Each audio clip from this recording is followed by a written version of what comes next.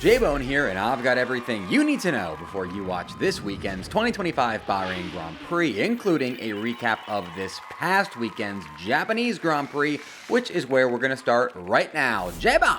First and foremost, Formula One driver Max Verstappen just did something nobody thought was possible, not even himself. Let me explain. Entering the Japanese Grand Prix weekend, if you had told Max Verstappen he'd qualify third and finish the race third, he'd almost certainly have taken it given the form of McLaren, Mercedes, and Ferrari through the season's first two Grand Prix weekends that saw all three of those teams score a win and or multiple podiums of some sort. And after Japan's practice sessions, Max may have even settled for worse than P3 given how difficult the Red Bull was handling around Suzuka's fast and flowing circuit that just had Max feeling unsettled in the car, and that is never something that you want at a racetrack like Suzuka where you're constantly taking corners at extremely high speeds.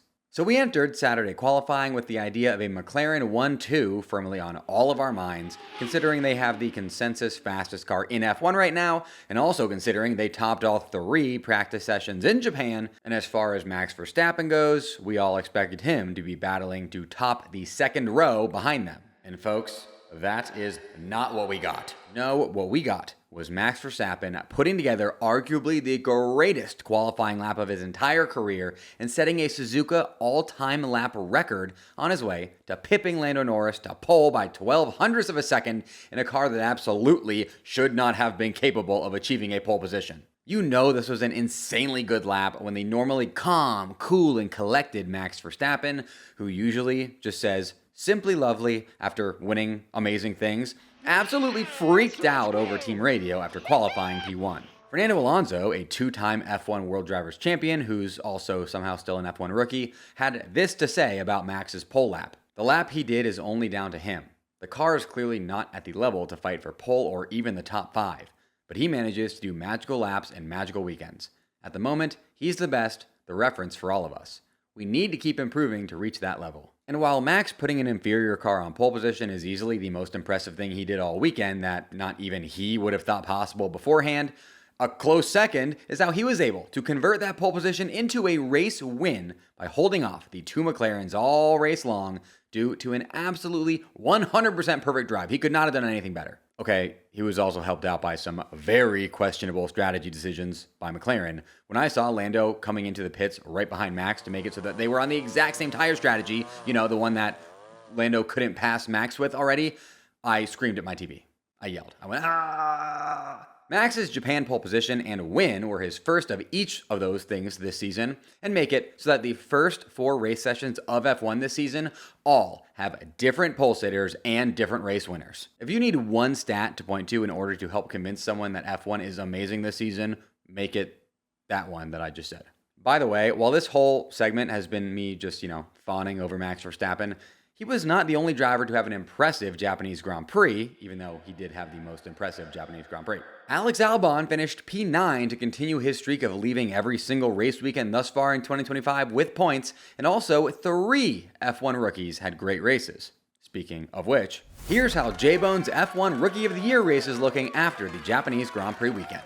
As a reminder, I am judging the F1 rookies all season long based on their performances relative to their cars, not just points scored. After each race, I award my last place rookie 0 points and my first place rookie 5 points, and the winner of J-Bone's F1 Rookie of the Year race will be the rookie with the most points come the end of the season. Here's how my 2025 rookie standings looked entering the Japanese Grand Prix, and here are my Japanese Grand Prix rookie rankings. In last place, I'm going with Liam Lawson. Yes, I know it was his first race weekend in the 2025 V-Carb car, but regardless, he got destroyed by his fellow rookie teammate Isaac Hadjar so bad all weekend long that he just has to take the bottom spot here. By the way, I will be talking in depth about the whole Liam Lawson versus Yuki Tsunoda situation in the Bahrain preview portion of this video, so stay tuned for that. In 5th place, I have Jack Doohan, because even though he gained some positions during the race, the massive crash that he caused during FP2 that was entirely his fault, paired with his awful qualifying performance, have to put him behind the rest of the rookies. In 4th place, give me Gabby Bortoleto. He qualified P17 and then finished P19 in what was a performance so forgettable that you probably did not even remember it until just now when I just told you about it. In the end, though, he finished the race only 2 seconds behind his teammate, which does help him out a bit.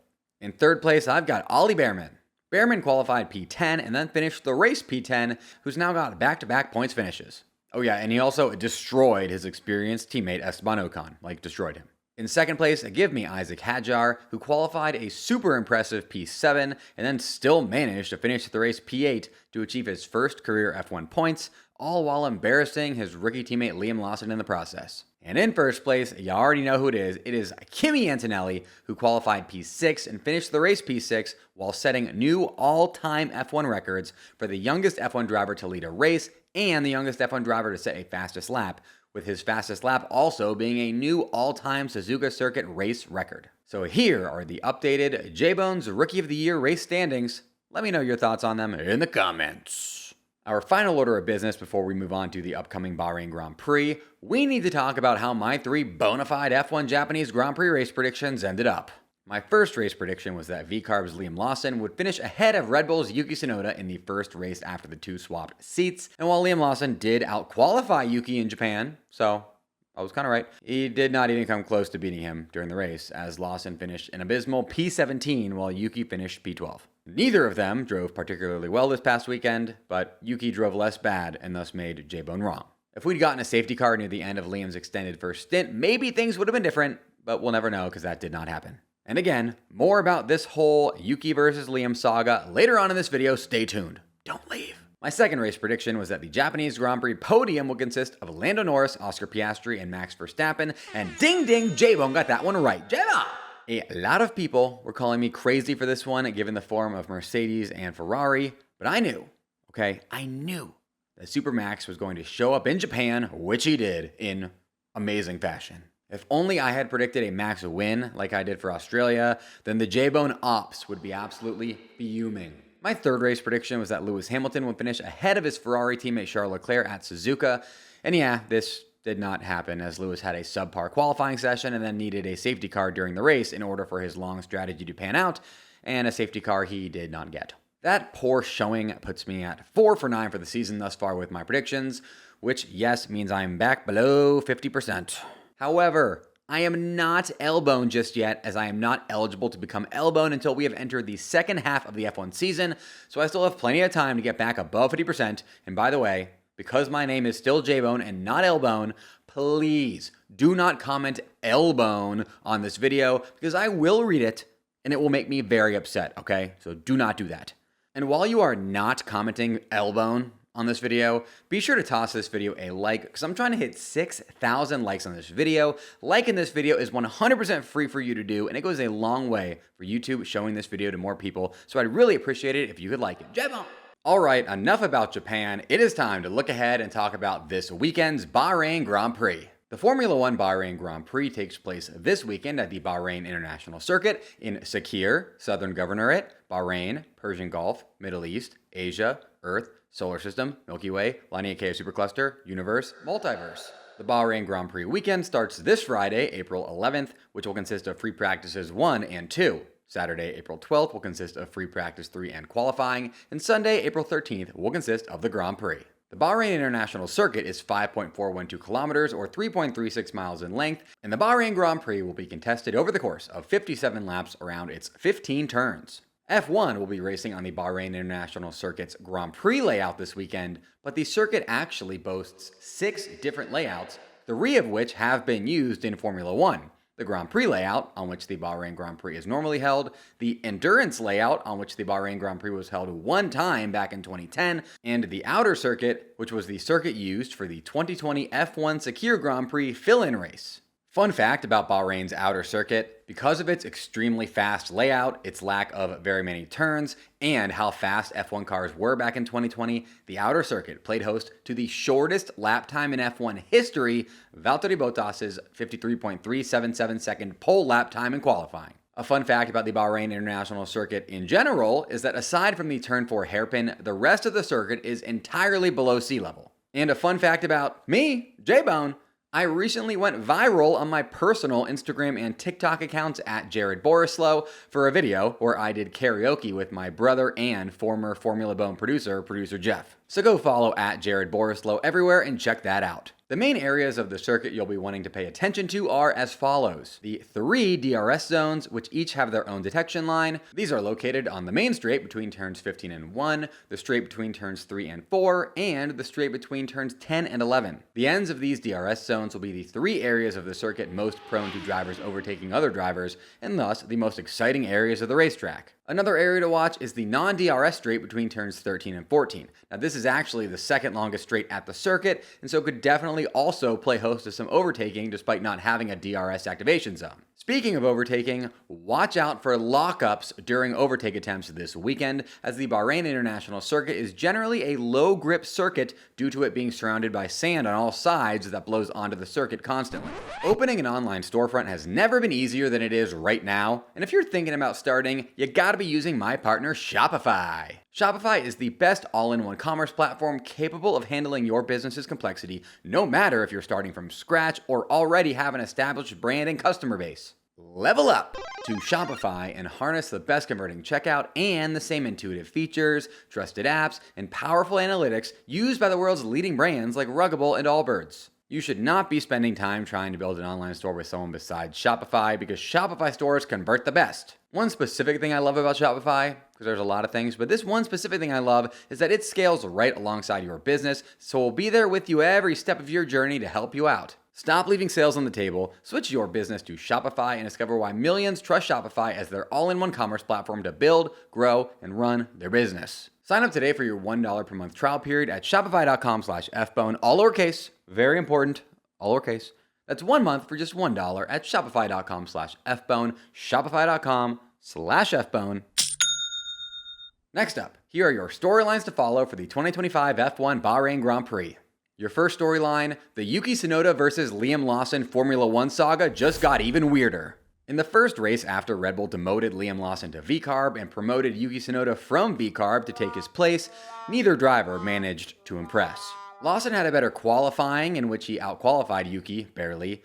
Yuki had a better race, in which he gained positions while Liam lost positions, but in the end, both finished well behind their teammates, with Liam's VCARB teammate Isaac Hadjar finishing well in the points and Yuki's Red Bull teammate Max Verstappen winning the race, so it was definitely a bad weekend for both Yuki and Liam. I'd argue Yuki's weekend was less bad, as he only finished 4 seconds out of the points, which was way better than Liam had been doing in that Red Bull car, but yeah, still not a weekend to write home about for Yuki. Well, I guess Yuki was already home because the race was his home Grand Prix in Japan, but you get my point. Anyways, why did I say this bizarre saga just got even weirder? Because of the aforementioned Isaac Hadjar. With his P8 finish in Japan, VCARB rookie Isaac Hadjar is now the second highest scoring driver in the Red Bull tree this season, behind only Max Verstappen. This performance of Isaac's prompted reporters to ask him afterwards if he considers himself to be next in line for a promotion to the second Red Bull seat if Yuki were to not pan out, to which Isaac responded that he's happy with where he's at, but would never refuse a call from Red Bull. While it's barely serious, it is insane that just 3 Grand Prix weekends into this F1 season, we are already talking about a not impossible reality in which Red Bull move on to Max Verstappen's 3rd teammate of the season. Because of all this, I absolutely cannot wait to track Yuki, Liam, and Isaac all Bahrain Grand Prix weekend long so that I can stay abreast of this dramatic and rapidly developing 2025 storyline. What are your thoughts on Red Bull's bizarre driver situation right now? Let me see them in the comments. Your second storyline, is Max Verstappen about to make all of us look like a bunch of morons? Since long before the 2025 season even began, we have all been under the impression that the 2025 F1 World Drivers' Championship would be won by one of the 2 McLaren drivers, Lando Norris and Oscar Piastri. And after the season started off with each of the 2 McLaren drivers winning one of the first 2 Grand Prix, it looked like we were all going to be right. However, lurking just beneath the World Drivers' Championship surface that whole time was reigning 4-time World Drivers' Champion Max Verstappen, and at the Japanese Grand Prix this past weekend, Max jumped out of the water like Echo the Dolphin and won the race, making a statement that he is not to be counted out just yet when it comes to winning 2025's Drivers' Championship. Max now trails Lando Norris by just 1 measly point in the World Drivers' Championship standings, and if you include China's sprint race, Max has the highest average finishing position of any driver in race sessions this season. To put his great season start into an even better light, Somehow, Red Bull are currently third place in the World Constructors' Championship, despite the fact that every single one of their points was scored by Max Verstappen. Yes, F1's third best team right now is just Max Verstappen. I want to know your thoughts. Do you think Max Verstappen can keep up this great form and win a 5th straight World Drivers' Championship, despite how the Red Bull car is clearly worse than the McLaren? Let me know in the comments. Your final storyline, let's talk about Mercedes and Ferrari, because people are getting mad at me for not talking much about them lately. We'll start off with Mercedes, because I have definitely commented on them less than Ferrari this season, which I will admit is an error on my part because they are Formula One's second best team at the moment. Mercedes are currently P2 in the World Constructors' Championship, thanks to George Russell having been on the podium in 2 of the season's first 3 Grand Prix, and rising star Kimi Antonelli having been the most impressive rookie thus far in 2025, according to my own proprietary rookie ranking system. While Mercedes' ceiling is currently lower than McLaren's, given how the Silver Arrows have not yet been fighting for a race win, their floor appears to be higher than McLaren's, given how Merc are the only team in F1 that has seen both their drivers finish P7 or higher in all 4 race sessions, including sprints. If Mercedes can find a bit more pace, and McLaren continue to make weird strategy calls like we just saw in Japan, we could have a Constructors' Championship battle on our hands this season, folks. As far as Ferrari are concerned, while their start to the season has certainly not lived up to expectations, considering their 2 world-class drivers have combined for significantly less points than just Max Verstappen through 3 races, the Prancing Horses are at least improving with each race weekend and have also shown that they can pull off impressive results via Lewis's sprint win in China. I feel like when Ferrari start seasons hot, they flame out, and when they start seasons cold, they catch fire at some point, so maybe this is all a blessing in disguise for them? What are your thoughts on Mercedes and Ferrari's starts to the season? Let me know in the comments. Now, the moment you've all been waiting for. Here are my 3 bona fide race predictions for the 2025 F1 Bahrain Grand Prix. My first race prediction is that McLaren will secure a 1-2 finish at the Bahrain Grand Prix. I'm predicting this because since 2022, aka for every single year of the current engine regulation era, the team considered to have the fastest car in Formula 1 has finished 1-2 in Bahrain. I'm a simple man. When I see a statistic like that in 2025, I predict a McLaren 1-2. Now don't go and mess this up for me, Max Verstappen or George Russell, please.